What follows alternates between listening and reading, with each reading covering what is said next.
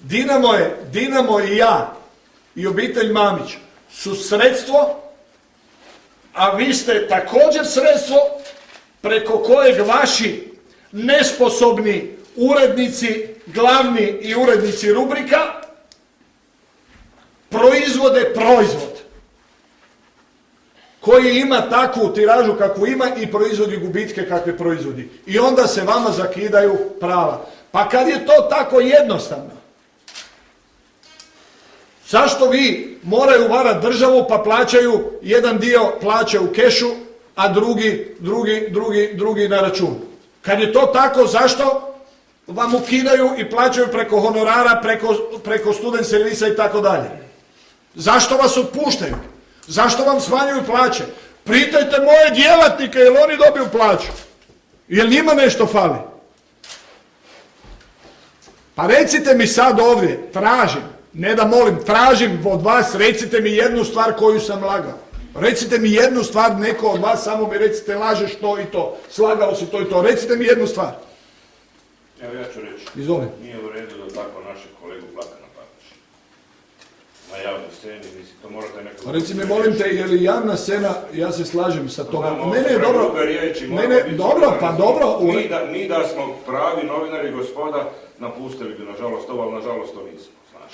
Da stvarno si ga izvređao, sad koliko on kriv ili duže ne ulazimo to, ni ne čitamo, ali Zdravko, nije u redu.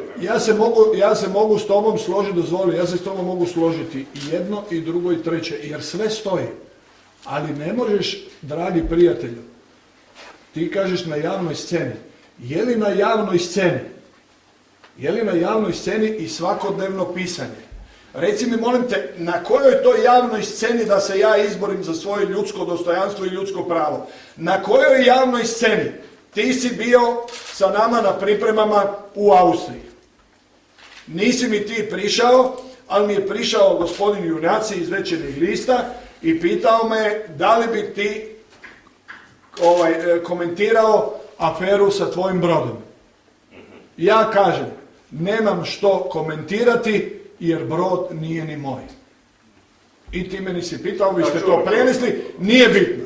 E sad ja tebi kažem, imali smo pripreme iz bajke, vidio si da je bila atmosfera iz bajke, nije bilo nikakvih ponašanja.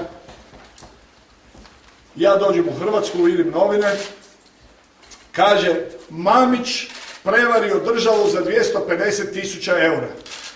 Slika prva stranica, slika druga stranica, slika treća stranica. Što je fakt?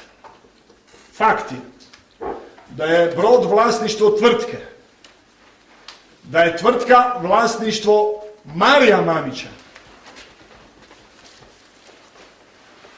i da je brod organa koji ga je stavio pod nadzor i plombu od istog organa ukinut bez ikakvog obrazloženja.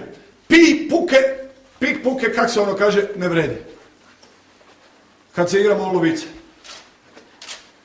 By the way, vodi se istraga, odnosno postupak protiv 3 djelatnika na carinskoj upravi jer su postupili protuzakonito i krivo i tako dalje. Znači ništa, nema ničega, nema nikakve kazne, nema nikakvog prekršaja. Naravno da se to vrtilo svugdje po televiziji, naravno da je bilo izdajnik koji krade i pljačka državu. Pa recite mi, molim te, reci ti sad meni, Branko, ja sam ti zahvalan što si imao delikatesu da ispadneš bolest za svog prijatelja. Reci mi samo jedan način za ubuduće, za ovo ću snositi konsekvencu, reci mi za ubuduće na koji način da se borim.